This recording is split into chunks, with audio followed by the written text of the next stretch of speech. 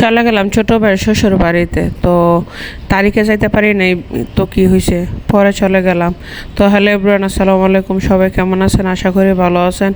তো আমি, আমার ছোটো বোন, আমার চাচি, আমার আম্মা, আমরা সবাই মিলে চলে গেলাম ছোটো ভাইয়ের শ্বশুর বাড়িতে। তো বাড়ির সামনে দাঁড়িয়ে আছে গাড়ির জন্য। তো এই যে গাড়ি দুইটা গেলাম, দেখেন তারা অনেক মজা করতেছে, আমার মেয়ে আর বোনের ছেলে। তো তারার মজাটা ক্যামেরা বন্ধ করে রাখলাম। তো দেখেন তারা কত দুষ্টামতি করতেছে। দুষ্টামতি করতে করতে আমরা কিন্তু আইসা পড়ছে আমার ছোটো ভাই শ্বশুর বাড়ি, কিন্তু আবার আমার কাকারও শ্বশুর বাড়ি।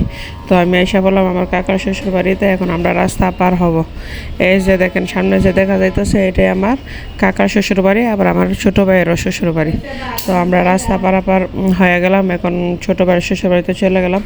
এই যে দেখেন দরজার কাছে আইসা পড়ছি, এখন নক করতেছি, যে দরজা খুলতেছে। তো আমরা দরজা খুলে ঢুকে গেলাম। ঢোকার সাথে সাথে কিন্তু আমাদের ওয়েলকাম ড্রিঙ্কস, মানে শরবত দেওয়া হলো, শরবতের পরে নাস্তা দেওয়া হলো। তারিখের খাবার মিস করছি, তো কী হয়েছে, পরের খাবার কিন্তু মিস নেই। এই যে আমরা নাস্তা করার সাথে সাথে কিন্তু খাবারে বসে গেছে, অনেক মজা মজার লোভনীয় খাবার দিল।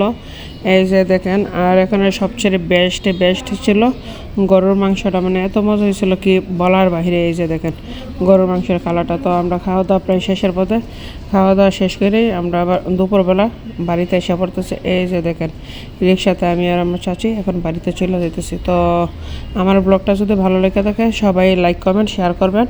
তো সবাই ভালো থাকবেন। আসসালামু আলাইকুম।